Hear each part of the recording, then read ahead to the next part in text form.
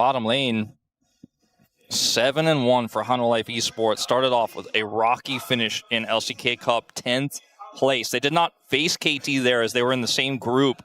They face off for the first time here in 2026 to potentially reclaim first place from the bottom to the top. Bard will be taken away immediately here by KT Rolster. The Rumble, pretty self-explanatory. Guma's Varus, but also just Varus in the hands of Zeus could be a problem. Yeah, Varus in the hands of anyone, not allowed. Karma, definitely a good choice. We saw that get through in game 1 of our last series. That was a mistake, especially in the hands of Keria. See if the Orianna is the final ban here for Hanwha Life eSports. Cuzz gets his hands on the Pantheon. For Kanavi, Jarvan, and Xin have been the MO. He has played those two champions in almost every series. They will, in fact, prefer to ban the Jarvan over the Pantheon here. We'll see if that Pantheon ban does come through for Hanwha Life, or if they've got their eye on that Orianna that BDD has been so fearsome on.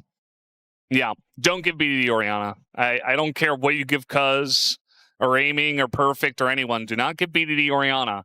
And they will listen. I mean, you don't want to give Orianna to pretty much any mid laner right now, but especially not BDD. I don't think BDD wants to first pick Azir here into Zeka. They're going to take the Pantheon.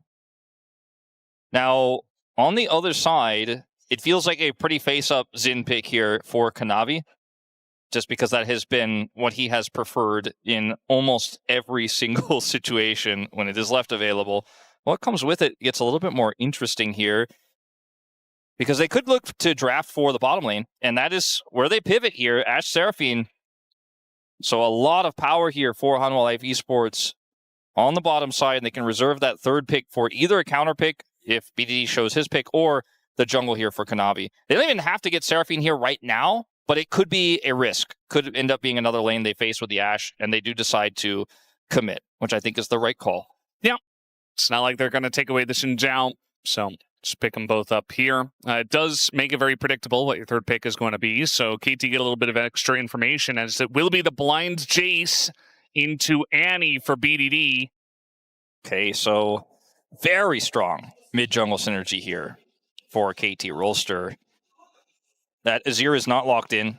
It is just a hover, so don't panic. So looking for a potential Aurora into this one. It has been one of the more punishing picks into the Annie.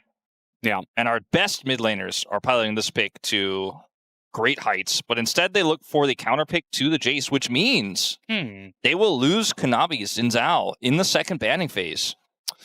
Yeah, it feels like the bans here will be Xin Zhao and Aurora from the side of KT Rolster. Yeah, I'm not really sure what else you would want to ban away instead, especially after we just saw the Aurora hover. And this is not necessarily a bad call here for Hanwha Life eSports. It's just a rare sacrifice that Kanavi is going to give in the draft. We almost never see that. It also means that we're really going to get that test, right, between Perfect and Zeus. We have seen the Yorick be a great counter pick, but it has also failed in this matchup. Some overextensions. The Ziggs is taken away from aiming. The Xin does fall. And like you mentioned, I think we know where that final ban will be going. It'll be the Aurora. Yeah, I mean, there's the other option where you say BDD just deal with it, and they ban a second jungler against Kanavi if they really want to kind of put him on something not very good, not very high tier. I've been kind of dancing around it, not talking about it, because even though they have a great top side here, KT, and we know what their bans are going to be, this bottom lane's going to take some salvaging, right? They lost the Ziggs. And the Zeri Yuumi, which has been a nice all-in lane into the Ashe Seraphine, is now removed with the Yuumi ban. So it's going to get a little bit more complicated. Now, they leave the Aurora, actually, here to Hanwha Life eSports and ban the Nocturne instead. Yeah. We have seen a lot of different tanky junglers pair with the Ashe Seraphine, like Mundo in the past. Vi could certainly be a strong pick here. It's very Kanavi colored as a pick, but not the greatest setup in this draft for it just yet. Can follow up on arrows, can set arrows up. Great single target. And it looks like it will be the lock here. Yeah, hovered all the way until the end. Nautilus got a lot of focus in our first series. Also, has been picked into Ashe Seraphine before just to say, well, yeah, we're going to lose lane, but we have a go button. Blitzcrank was one of the picks I thought about here. Blitzcrank Kalista. How about Ezreal Nico? The 8-game loss streak for Ezreal might continue. But you're just not with a whole lot of options here, right? The Blitzcrank lane is incredibly risky and very binary in its success or fail down there on the bottom side. And trying to play like Lucian, for example, would have been incredibly tough. They're going to commit to more engage out there at the end. I'm not sure. Like maybe he wanted to play Nico. I don't. What did he mean by that? Yeah, a little bit of a Garen. Garen mid lane. Garen mid. Well, HLE came prepared. I'm going to be honest, Atlas. I think this might be is this actually real? We're going to find out, but I think it's probably a mistake. Although I'm going to guess that this is probably an accidental lock-in, but not one that they can reverse without good reason. So we will wait for the confirmation on that. But for context, on the Korean League of Legends client, it is listed alphabetically, and Garen is the first champion that comes up. So that's why you see him hovered a lot. Also, Garen, to make a case, in case this is real, you can absorb the burst and then kind of ignore the Annie, heal up, and go in. But it is a misclick. So Garen mid lane, not going to happen. I like Agumon's claws. He kind of looks like a little duckling. He's got like little paddly feet there. So we did end up having the Ezreal Nautilus, right? And then this ended up being a misclick by Delight. Should have been the Aurora. So now that we have that settled, I'm not sure if a warning is given. I'm pretty sure it is not, actually, because as epic as the Zyra lock-in was for KT so many years ago in the Worlds qualifiers, where they were able to get a win by accidentally picking Zyra, and as fun as it can be, and sometimes as silly as it can be, we've kind of moved past that, which I think is great. Yeah, I'd rather just have a real game be played, So, Aurora here into the Annie, there's a lot of pressure there. Aurora Vi, strong combo, Yorick, counter matchup, and they have the Ashe Seraphine. I'm a KT predictor, but if I look at these two drafts, I feel like Hanwha Life eSports have all the tools to control this early game, which is where they have thrived in their insane run since their first loss to T1. They have just been winning, and just the train has not stopped rolling, and their wins have been more dominant than KT's, you could argue. And this draft gives them all the right tools. I think they have a great setup here. Let's see what the early game looks like. Let's see if they can use this prio. And this Nautilus pick here for effort is a curious one. Yeah, tons of engage on this side with the Annie, Pantheon, and Nautilus. The Nautilus has been finding some good success, even in losing lanes. So definitely going to have to get through the Ashe Seraphine this time against HLE, as it looks like we're ready first versus second place as we hop into the rift for game one. 수고사에게 꼭 오신 환영합니다.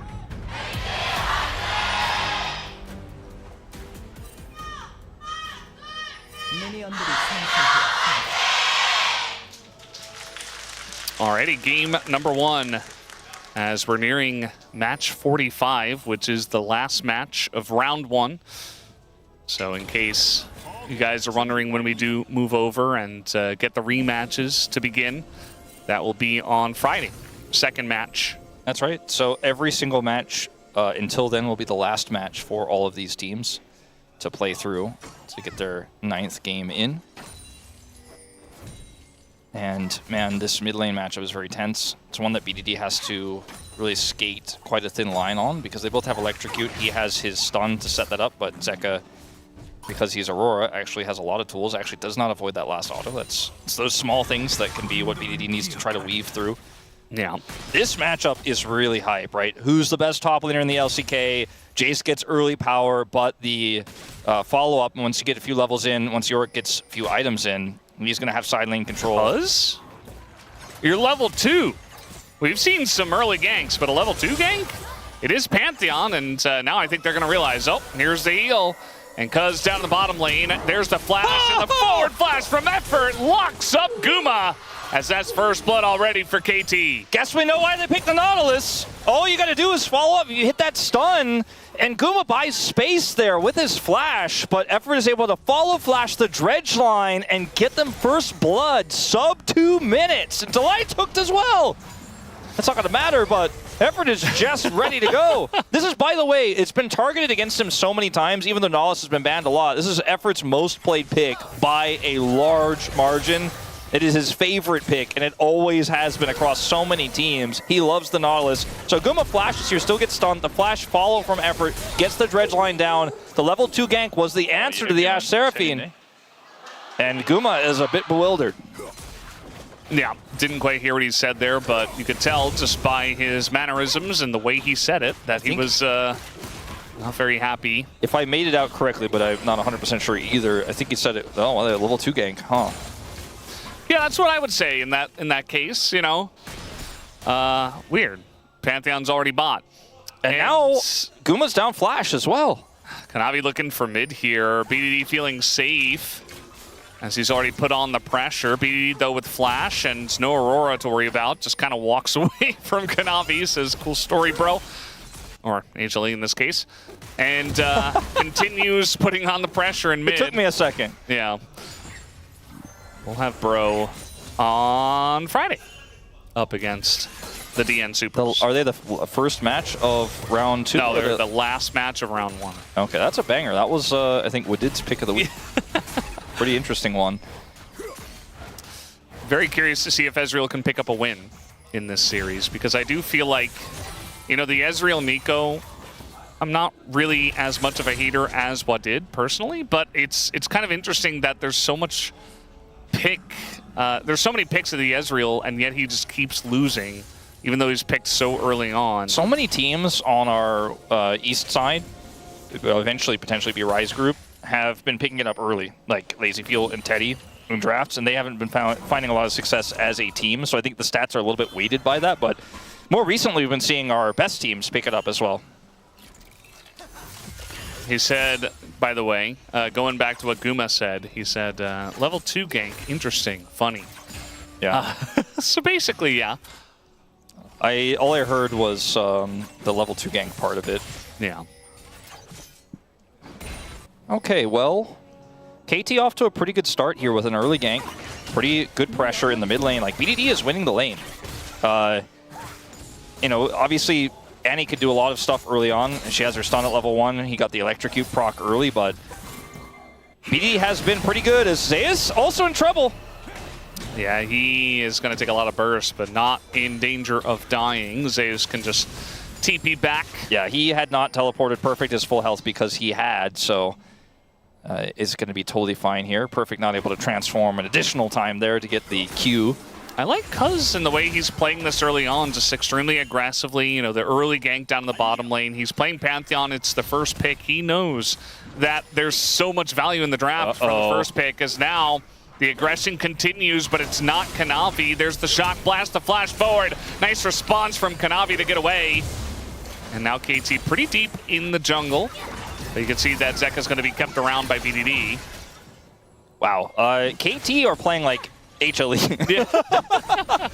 Maybe the sword and shield metaphor maybe required to be reversed. With the way this draft works here for KT, it's not a shock, but really incredible aggression there on the top side. I don't think it really worked out the way that KT wanted it to there on the top side, since Kanavi was able to secure a lot of his stuff anyways.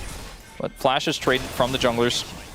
Perfect. Knew that Zeus had that late TP and had a whole wave to catch, so it was going to be impossible for Zeus to rotate over first. It was measured aggression, though, I will say. BDD dropped Tibbers to gain that tempo prio, which he does have right now, a significant CS advantage. Zeka's catching a lot of that, but BDD is really maintaining so much control here in a matchup that we've seen so many people destroy the Annie in, and Zeka is one of our better Auroras. Yeah, I think especially, you know, the trades we saw at level 1 were not very good for Zeka, and BDD was kind of abusing the long range of the autos from the Annie and did a bunch of chunk damage as Zeka was not able to trade it back, so probably did stem a bit from that, but still counts regardless of how it happened. And BDD just continuing to put on a lot of pressure there. Effort has been hiding around the tri-bush quite a lot, making Guma and Delight maybe a little bit scared, but with the Ashe, you get a lot of safety with your Hawk shot. Yeah, it's really powerful to be able to flash the wall and look for a dredge line. Now, they have not seen Kanavi yet, so I hope for effort's sake he does not think this is the opportunity he's looking for, but it looks like that's not going to be the case. This wave is going to be cleared. But this is a potential Dragon opportunity now for HLE, especially with BDD backing at this timing. They're going to Hawk shot through here, clear out this ward, and that should be HLE picking up this first Mountain Dragon without any resistance. As even though Cuzz has his ultimate, it's just not going to commit. Man, with BDD not having teleport, I don't think Cuzz can really impact anywhere on the map. The position of Zeus is too safe. BDD isn't back in lane yet, and the Dragon is just gone. He's going to instead just go for Raptors. Yeah. Wow, a Mountain into Hextech, so potentially going to have like a Chemtech here. Yeah, Chemtech. Ocean. Or Infernal? Infernal or Cloud. Yeah. You know, those are the other two options that we have. Zeta's coming in here just making sure, seeing what he can see.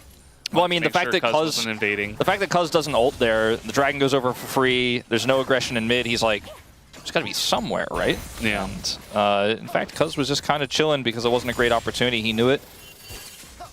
And after what happened at level 2, can never be too careful tracking this Pantheon.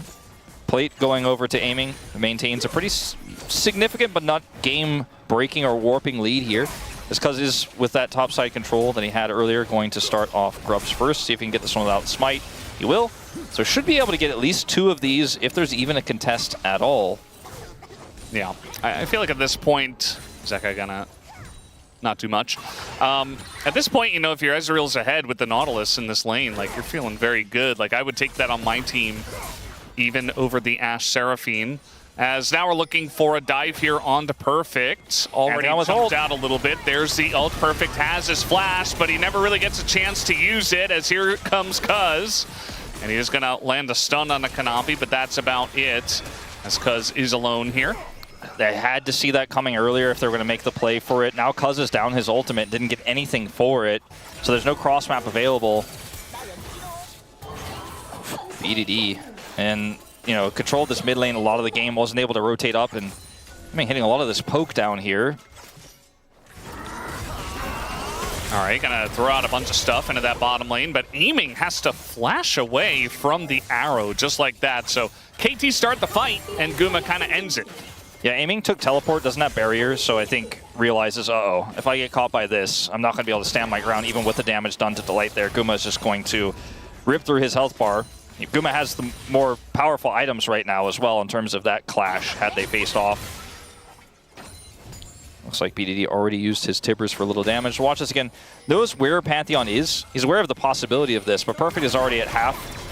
So he commits the ultimate in, but really just doesn't get anything. Gets the flash out of the Yorick, but I don't think Zeus is too worried about that. Yeah, it's kind of hard because if they're not diving a new ult there, it's like, wow, you look really silly. Like, what are you doing ulting when the Vi isn't even there? The Yorick just backs away. But, you know, if you wait for them to show, then you're late, as we did see. And if BDD is trying to drop a wave to come over and protect, then they just don't dive, and Zeka gets an advantage. So it was a really tough situation for KT's Kanavi. Oh, Kanavi, excellent flash there. Had vision of BDD, and essentially flashes ahead of the play. And now Cuzz getting a little bit caught up here, has to flash away, but Effort now engaging. Looks like KT does want to disengage at the same time, though. Zeka not quite able to find the Pantheon on the kill, as now that Seraphine ult has to be flashed. And look at the bottom side of this fight. Kanavi gonna be locked up and taken out by BDD as the damage is not there. KT's so low. True Shot's coming up as well. They have to be really careful. So many of the members are just out of the fight. True Shot super low as True Shot barrage. Is it gonna hit Zeka? Yes, it does. But immediately a kill goes the way of Delight, and now BDD slowed up by the ghouls and gets knocked down by a shovel to the face. Really even trade here across the board, but the kill going over to the Ezreal feels fantastic here for KT. As I was watching that cooldown, knowing that there is a global impact that this Ezreal can make, and Aiming was able to predict the movement there. His shot was actually pretty far right, but he knew that they were kiting back, and it ends up connecting there. If it doesn't, it's a significant advantage for Hanwha Life eSports. At the end of the day, though, still a pretty even trade. Great flash from Kanavi, called it out early. Now they're in a bit of trouble. With its Effort's fearless play, on this Nautilus once again. That helps turn the tides. Perfect gets the Q onto Jayce there. Pushes a bunch of damage on the Zeka. Cuzz has the blast cone to escape, gets away from the ghouls. And then this gets a little bit more interesting as the flash, not 100% necessary, I don't think, on that Seraphine ult, but he plays it safe. Kanavi ends up getting killed here on the retreat. And then watch the true shot. It's crazy. Like, you could see there's a moment on the minimap where aiming is just waiting. He is watching this fight. He's not looking at the Ashe because he's looking to line this one up, and he does. Still, a kill traded back onto Perfect. This ends up being a pretty even trade. The kill went over to the Seraphine, though, versus the Ezreal on the end of the fight. Yeah, Zeus just pick up a kill himself, so a pretty strong Yorick in the side lane. I feel like, and I fear, that this Jayce once again is going to have limited impact. I've not been a fan personally of the blind Jayce, especially when there's so many good options into it, like Yorick being the best one, but we've seen so much Sion, even Cassante, all sorts of other stuff. Gnar, just being able to lane perfectly well into the Jayce in this meta and have a bigger impact. Now, Zeus is still a Yorick, but he's very far ahead, even in the XP department. Like, he's almost 2 full levels ahead. Is BDD going to get chunked down? This should be a second dragon over to Hanwha Life eSports, Cuzz. Okay, might get a steal. No. Not going to happen, and it's Chemtech Soul. As we predicted. Yeah. Even though you were hoping. Today. Yeah. Makes sense. He's not locked in. That's where KT have won most of their fights, right? Is those scrappy dragon fights, they opt out, which is 100% the correct choice. Got a little arrow play here, and BDD. Ooh! All right. Very awkward for him because he does not have flash, and he was walking towards the Aurora. So that was lucky for him, but could have been disastrous as Zeka potentially caught. No flash. Yeah, a little face check for him. And he's just going to have to throw down the ult and get away from BDD. Ooh, if BDD, barely. If BDD hits him before he can actually swing back to the other side of his ult there, he is probably just dead. Yeah, I thought he had an angle. Effort is very forward here, and I think he just dies. Pantheon is going to come in. Cuzz trying to save the play, but they just turn onto Cuzz instead. Lots of damage going into him. Gumayusi himself. Here comes Zeus from the base as they take down Cuzz, who was just trying to save his teammate. And Effort is going to pay the price as well, going way too deep in the jungle. At least Perfect gets some solo time with the turret in top. KT haven't learned yet this season. That's their first time facing off against HLE here in 2026. But do not opt into Hanwha Life eSports' game. They love those fights, and they will scrap with you at every turn. It looked like potentially a nice angle there for Effort, just completely falls flat on its face because Yorick is coming down. First of all, Effort has to dredge line away here. The ult comes out, so I think that's part of why they're like, okay, we can make this work. Especially Cuzz is like, all right, nice, Seraphine ult down, maybe we can play this. But Guma can kind of wait, he's Ashe, right? Like, it's so easy to actually win these extended fights with Ashe Seraphine when you're going so deep into the enemy jungle. Oh, we got a little play here. KT looking to get aggressive once again. TP's coming in, and Delight is soaking up a lot of damage. As looks like the TP got interrupted, actually, by Perfect, and he gets away with full health. So that's very well done by Perfect, although I'm not sure if Zeus really wanted to TP in there. Yeah, I was kind of like, they might be like, Perfect, man. I guess it's really hard to watch both fights at the same time, but it's really scary, though. I don't know. Like, if Zeus TP's in, maybe they can fight because Perfect doesn't have his TP. I don't know. Well, end result is Zeka's here, and Zeus doesn't have TP anymore. Oh, the arrow is right on the money. That was crazy. The angle from Guma. And now Perfect, no flash. I think he still gets away, but man, the arrow is cool. His rush is a hell of a skill. They are going to get this turret, which will be first brick. So end result here still HLE getting the win. And I think, you know, the domino effect of stopping that teleport probably end result again better for HLE. And will be a turret and trade. BDD will pick up on the top side. He has a gold lead over his counterpart. But it's crazy the impact both of these AD carries have made globally with their ultimates so far this game, even though Perfect does not die there. One of the things we've seen a lot in this game is how aggressively Cuzz is willing to go in deep to either success at level 2 or his detriment. He was able to help catch and kill Delight, Squishy Seraphine moments ago, but it sometimes comes at a cost if you use all of your abilities on that support right before a team fight breaks out. As they are going to look aggressively to try to push this bottom side right now where there is no turret. We got a hiding BDD. They're trying to kill this very tanky Yorick. They have the damage, though, with the Jayce and the Annie, and Zeus He wants to flash, gonna go for the fat flash over the wall. Gets away for now as 1Q comes in, and that locks him in for the kill. BDD does follow through. Yeah, very close to escaping there. And this is a win for KT because the turret was already down on the bottom side of the map, and TP is up for BDD, so he can actually catch this wave safely under the inner turret. So they really lost nothing. I mean, the red buff, I guess, is eventually going to go over here to Kanavi, but it's a very heavy commitment, and it looks like he will just barely get away from this dredge lining We'll Nautilus. see about that. I mean, at least BDD doesn't have flash, but yeah, we got a Pantheon coming on over. Kanavi desperately trying to get away. He will have to use his flash to get out of this one. Even a Seraphine ult just to peel, as everybody on KT was ready and willing to fight there. I gotta say, I don't think this is going to be a controversial take. This is a good game of League of Legends. It is back and forth. It is constant action. Great macro play on both sides. And we've had the entirety of this game be within like 300 gold, the difference that's been swinging back and forth. The gold graph will have a very low peak, and it will be oscillating between these two squads. This has been incredible to watch, and this is what you expect to see against number 1 and number 2. Yeah. Both teams might be walking out number 1 if Hanwha Life eSports can pull off the 2-0, but right now it's tough to guess. This game is just straight up dead even. And the way that KT have been playing is pick base, and that's not going to change here for a while for Hanwha Life eSports to get to the later parts of this game. Yeah, very good vision, but baiting the hook from Effort is good work there from Kanavi, trying to essentially force their way through. Now the arrow was also used here for Effort. Oh, he's in a bit of trouble. Just gonna ult into that backline. BDD is just blown up and trade for Kanavi, as that is a huge pick already. Cuzz has to flash away, and the chase is on. The forward damage comes out from Zeka, and Zeus full health in the front line as well. KT get caught in the middle of their own jungle, essentially, as Zeus taking a huge amount of damage, but still the Maiden getting some damage in. Aiming barely survives, but a big fight here for Hanwha Life eSports. And they're going to get this mid turret off of this play, which is so incredibly strong for them. This is a massive win, and for the first time, I think we have a real solid lead after a play here. And again, they're opting into HLE's game, trying to contest for vision here. And yes, it's a trade of kills, but it's not an even trade. Kanavi dying for BDD is so much of the damage lost here for KT as they frantically try to run away. And the Jayce, this is not going to alone be able to offer enough damage in this team fight at this stage of the game. He did a lot to try to help peel, and as you saw, he used all of his abilities in hammer form there and did quite a lot of damage, but like the fight was already over. As Aiming is going to have his ultimate back up here, and we're still trying to contest for Dragon Prio here, but now Hanwha Life eSports have some extra advantages.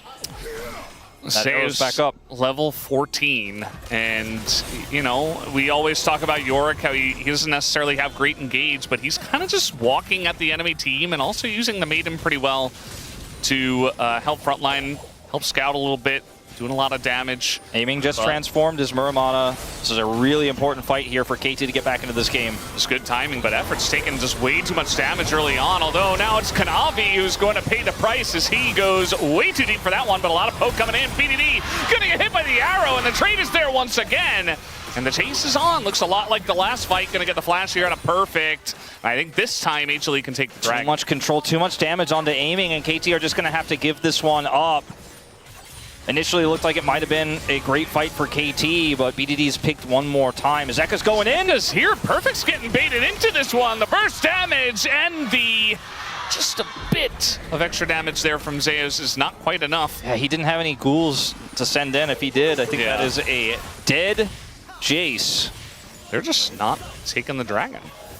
Well, Kanavi was dead. Fairly risky call. Herald actually going to get dropped here very late into the mid lane. No one's piloting it though, and it doesn't have a wave, so yeah, it looks like it's just going to get the charge anyways, but to no value outside of the damage on the turret itself. It looks like KT want to try to use this Dragon to set up for another fight as we just go again. It's time for round 3. KT need a better answer though. I think they need to really get their engage on their terms with their Nautilus, with their Pantheon, and blow up a target, but it's not Prio, and Guma still has flash. They have Tibbers as a potential setup here, but Cuzz is going to have to go deep first to find that angle. And Effort's ultimate isn't online just yet. He doesn't have flash either. He's trying to find a dredge angle. BDD on the blast cone. Engage cone, the mega cone coming in here. BDD, though, not going to find the answer. They try to get a hook on a Zeus, and they're regretting that one as Kanavi lands the smite once again. Gets his ult off on a BDD, and down he will go. Meanwhile, Perfect just dies for nothing up in the top side of this fight. Aiming gets isolated in the pits, and just like that, the damage dealers of KT fall. It's an ace for Hanwha Life eSports, a triple kill for Zeka. Hanwha Life eSports in a commanding position in this game now, and these BDD for Kanavi trades have not been working out, as these two are absolutely the captains, the champions of their squads. When you think about in-game and out, but still, it's not the trade they're looking for. BDD dropping his stun onto the Yorick, gets caught by the arrow on his attempt to dash away. Watch this. Goes in, tries to set up the follow-up here into Kanavi. Kanavi's like, I'm at 80%, or sorry, on to Zeus. He's like, I'm at 80% health. Kanavi just uses his ultimate here because he knows he's dead. And the follow-up damage is there for Gumo, has the flash out. And even though the dredge line connects, there's no follow-up. Aiming is already used to live, and now Effort's just going way too aggressive for this one. They want to get something off of the back of this. Actually, they do get to Light and Guma. And finally, KT getting something on the map. They take out Zeus as well. That's 3 Barons. Just wiped off the Rift, just like that. Yeah, the gold lead shrinks a little bit here. It's Kanavi and Zeka who have their Barons left, so one of those two still incredibly relevant. A little bit less so for Kanavi. A lot of damage done here by Perfect, and then look at the angle here coming through from the Ezreal flank. It's actually pretty massive. He's going to come in here and help clean up. Zeka's isolated on the top side as he gets chased down by Perfect. And they just didn't really have an exit plan here. Even though they had the damage, they were able to secure the Baron.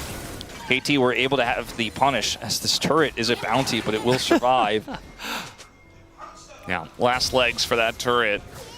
And, you know, a couple of Chemtech Dragons actually not going to be too bad for the HLE side, especially with the Seraphine with 2 completed items already. You can just imagine how much value that's going to get as this game comes along. It's amazing for the shielding and healing for the Seraphine, but with the actual soul itself, pretty good for Zeus, who has just been so difficult to kill and will actually offer so much damage back if he gets focused down. Now this bounty looks like, oh, it's actually fallen off already. So this is not going to be a bounty, but it will be a turret worth of gold.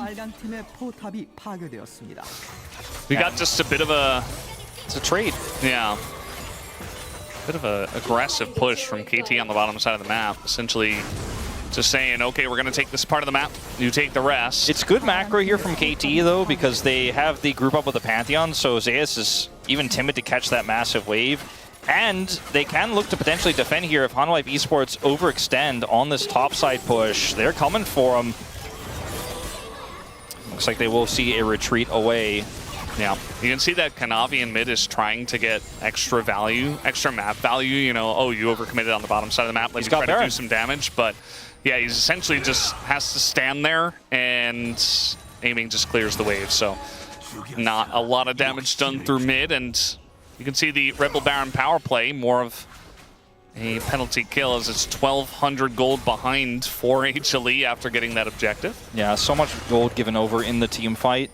I think they've gotten a little bit out of this Baron, right? They've chipped away at that inner turret top side, which is money for them, and a little bit of extra control as well as, like you mentioned, Kanavi was pinning aiming down to allow for that play to happen top side.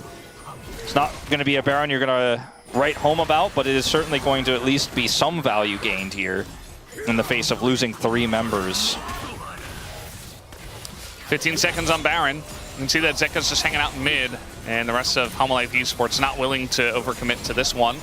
Do not want to fight into this pick comp right now. That's some damage. Yeah.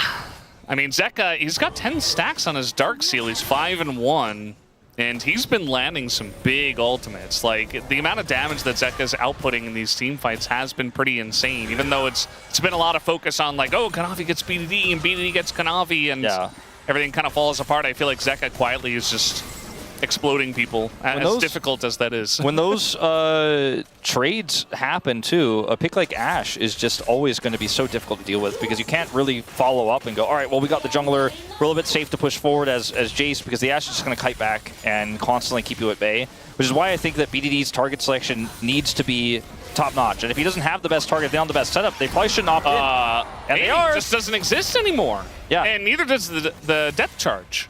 Aiming does have TP, so I think he comes back, but No ult for effort now for the fight. Almost just feels like that's just Dragon alone off of that simple exchange without even an ultimate being burned on the side of HLE. Zeka just says, get the hell away from my lane. And like you said, aiming is going to TP back in, but the prio is immense. And they don't have depth charge. And they're going to try to front to back this, but... Oh boy. And the amount of poke they have as they're trying to come in here, they just don't have the vision. They're just going to force it as Cuzz ults the banana brush and hopes that enough. The Ghoulie wall is down, just trying to zone them away as there's the arrow in effort. Cuzz never gets in, and look at this ult again from Zeka. The huge Seraphine hits 2, and KT fall down like a house of cards. HLE had total control over the river, and KT desperately tried to make something happen. Yeah, they tried so desperately. They know the value of this Chemtech Soul in this composition, but they lost prio from the play earlier where aiming had to TP back in, was pushed away. Dredgeline was wasted. And KT with this pick comp, just not all on the same page, but it's hard to be when you're this far behind. Now it's 5,000 gold, the deficit, and with 20 seconds here on the respawn timers, HLE are going to get some serious permanent damage done. Yeah, it doesn't look like they want to stick around to try to end the game. Certainly a good call. 10 seconds on BDD with Flash and Tibbers available. So just going to take the mid turret. So this ult here from Cuzz is quite questionable, right? He's zoned away. Zeka's offering so much poke. Effort gets caught by the arrow, and Zeka just deletes him. Gets in the backside of the other side of the fight, and then they peel for him when he goes low to Cuzz. And Perfect is just shoved out. Aiming cannot escape. And HLE just win the fight with, feels like with a snap of their fingers. Yeah, big shout outs to Zeka and Delight in that one.